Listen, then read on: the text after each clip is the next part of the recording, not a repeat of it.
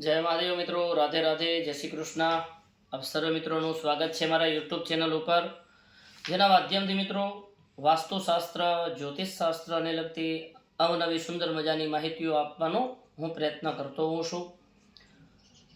घणा समय बाद एक वास्तु ने लईने सुंदर मजानो आजे नानकड़ो एवो विषय लई आपनी समक्ष हाजर छूं।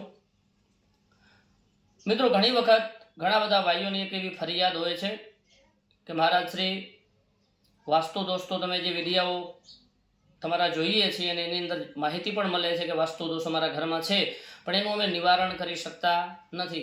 तोड़फोड़ अमारा माटे अशक्य छे, अथवा तो कोई सिटीनी अंदर रहेता हो, शहेरनी अंदर रहेता हो तो पण त्यां कने पण तोड़फोड़ अशक्य बनी जाती होय छे। भाड़ाना मकाननी अंदर रहेता होईए तो पण एना माटे पण वास्तु दोषनुं निवारण करवुं थोडुं अघरुं बनी जतुं होय छे। तो एना निवारण माटे આજનો એક સુંદર મજાનો નાનકડો એવો વિડીયો લઈ, નાનકડો એવો વિષય લઈ એનું નિવારણ આપવાનો પ્રયત્ન કરું છું કે તમે તોડફોડ નથી કરી શકતા અને તમારા ઘરના કોઈ પણ પ્રકારનો વાસ્તુ દોષ છે તો હું એવું નથી કહેતો કે આનાથી વાસ્તુ દોષ એકદમ ખતમ થઈ જશે, પણ 100% રાહત મળશે જ્યાં સુધી તમે એ મકાનની અંદર, જ્યાં સુધી ભૂમિ ઉપર તમે વાસ કરશો તમને એટલું દુષ્પરિણામ નહીં મળે કે પછી જે મળી રહ્યું છે એની અંદર તમને રાહત થઈ જશે। તો આજનો એક નાનકડો એવો નિવારણ માટેનો વિડીયો છે કે નથી ને કોઈ ભાઈ આવી સમસ્યાઓથી પીડાય છે વાસ્તુ દોષને લઈને અને એને ખબર જ છે કે મારા ઘરમાં આવા આવા વાસ્તુ દોષ છે, તો પછી એણે આ નિવારણ અવશ્ય કરવું જોઈએ।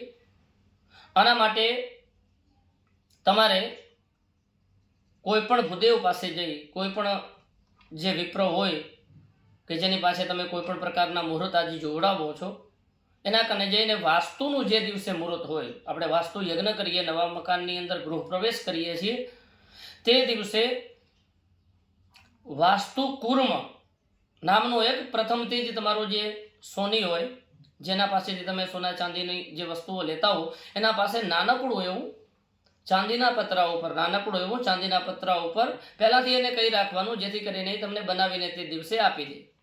તો એના તે દિવસે એના કનેથી વાસ્તુ કુર્મ નામનું એક યંત્ર તમારે ખરીદી કરવાની છે અને ત્યારબાદ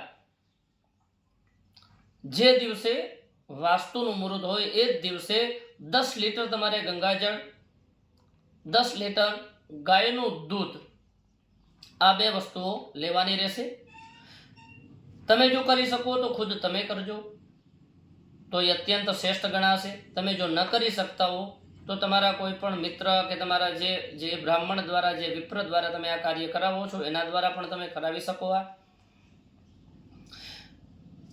વિધિવત રીતે એ યંત્રની પૂજા કરી અને એ યંત્રને સર્વપ્રથમ તમારે જે ગાયનું મેં દૂધ કીધું એની અંદર તમારે મૂકી દેવાનું છે અને એના ઉપર તમારે 1000 એટલે કે 10 માળા ગાયત્રીની કરવાની રહેશે।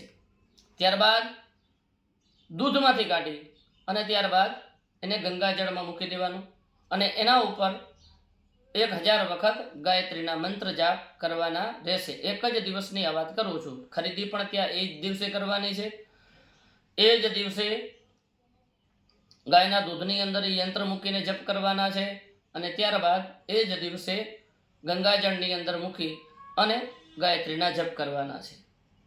આ જપ થઈ જાય એટલે ત્યારબાદ તમારા મકાનના અગ્નિ ખૂણામાં અથવા તો મકાનના ઈશાન ખૂણાની અંદર તમે એને ગમે તે જગ્યા ઉપર આ યંત્રને જે તમારી અનુકૂળતા હોય એ પ્રમાણે તમે એને સ્થાપિત કરી દેશો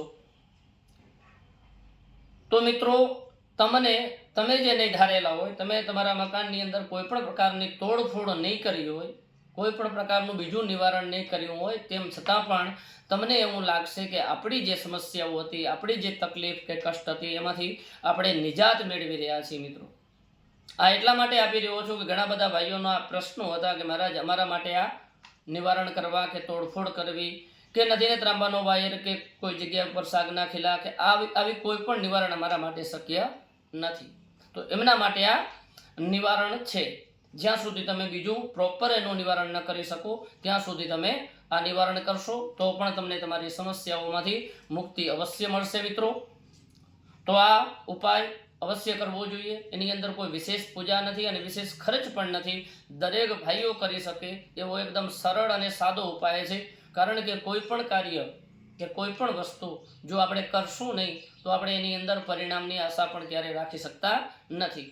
આપણે કંઈક કરવું હશે તો એના માટે કંઈક થોડો પ્રયત્ન પણ કરવો જોશે, થોડી મહેનત પણ કરવી જોશે। તો આ વાસ્તુ કુર્મ યંત્રને વાસ્તુનું જે દિવસે શુભ મુહૂર્ત હોય એ દિવસે તમારે આ ગંગાજળ અને ગાયના દૂધની અંદર ગાયત્રી મંત્ર વડે એને અભિમંત્રિત કરી અને ત્યારબાદ ઈશાન અથવા અગ્નિ ખૂણામાં તમે એને સ્થાપિત કરો।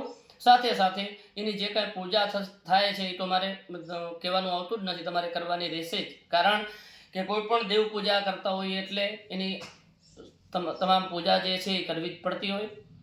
તો તમને અવશ્ય લાભ મળશે મિત્રો। આશા રાખું છું કે વિડીયો પસંદ આવ્યો હશે। જો વિડીયો પસંદ આવ્યો હોય તો મારા ચેનલને લાઈક, સબસ્ક્રાઈબ અને આપના મિત્રો સુધી શેર કરવાનું ભૂલતા નહીં। તમામ ભાઈઓને જય મહાદેવ, રાધે રાધે, જય શ્રી કૃષ્ણ।